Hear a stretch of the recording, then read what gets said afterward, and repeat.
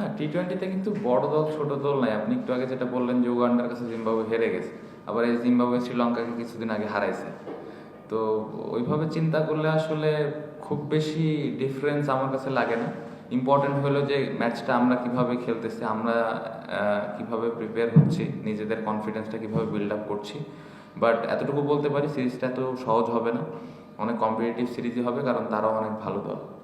আমরা লাস্ট শ্রীলঙ্কার সাথে যে সিরিজটা খেললাম বা এখন যে টিমটা আমাদের আছে, অলমোস্ট ম্যাক্সিমাম হয়তো এখান থেকেই প্লেয়ারগুলো ওয়ার্ল্ড কাপে যাবে, সবাই যদি সুস্থ থাকে।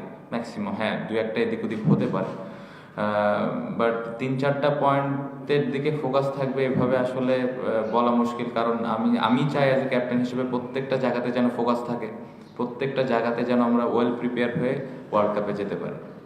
সাইফুদ্দিন অবশ্যই অনেক ইম্পর্ট্যান্ট প্লেয়ার আমার মনে হয়, এবং অনেক দিন পরে আসছে, ওর জন্য একটা ভালো অপরচুনিটি।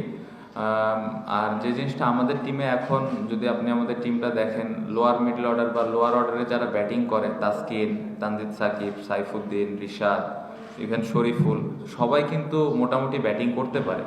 সো কম্বিনেশন ওয়াইজ খুব ভালো একটা অবস্থানে আমরা আছি। অবশ্যই সাইফুদ্দিনের জন্য একটা বড় অপরচুনিটি, ও যদি ম্যাচ খেলার সুযোগ পায় অবশ্যই টিমের জন্য ভালো হবে, এবং ও যদি ওর সেরাটা দিতে পারে অবশ্যই টিম হেল্পফুল হবে। আমাদের এনাফ স্পিনার আছে।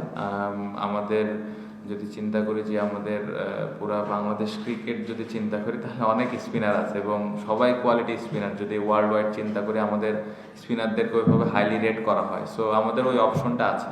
সো যখন টিমটা পাবলিশ করা হবে, যখন সবাই জানবে, তখন আসলে ক্লিয়ার আপনারা দেখতে পাবেন যে আমরা কতগুলো স্পিনার নিয়ে যাচ্ছি বা কতগুলো পেস বলার নিয়ে যাচ্ছি। বাট আমাদের পেস এবং স্পিন দুই জায়গাতেই এনাফ অপশন আছে।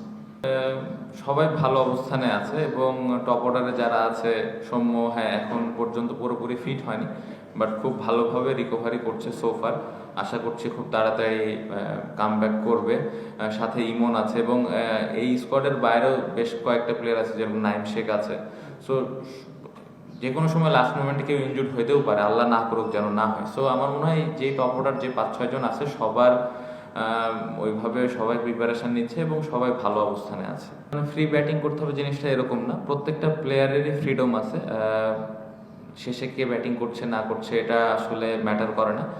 যার যে রোলটা আছে ওই রোল অনুযায়ী ব্যাটিং করবে, এবং সবার ওই ফ্রিডমটা নিয়েই ব্যাটিং করার ওই ক্যাপাবিলিটি আছে, এবং ওই ফ্রিডমটা সবাইকে দেওয়া হচ্ছে। সো আমার মনে হয় না যে শেষে ব্যাটসম্যান আছে দেখে একটু অতিরিক্ত ফ্রিডম নিয়ে ব্যাটিং করবে, জিনিসটা সেরকম না। যার যে রোল আছে ওই রোল অনুযায়ী ব্যাটিং করবে।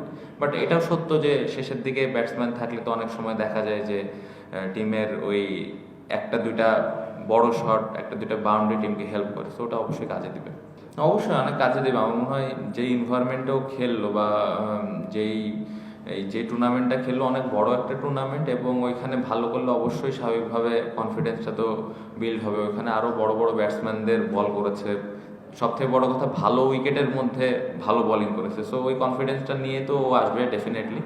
সো এটা যদি এইখানেও ওই সেম পারফরমেন্সটা করতে পারে, অবশ্যই আমাদের টিম দেখা যাবে যে অনেকটা এগিয়ে যাচ্ছে, কারণ মোস্তাফিজ অনেক ইম্পর্টেন্ট প্লেয়ার আমাদের জন্য।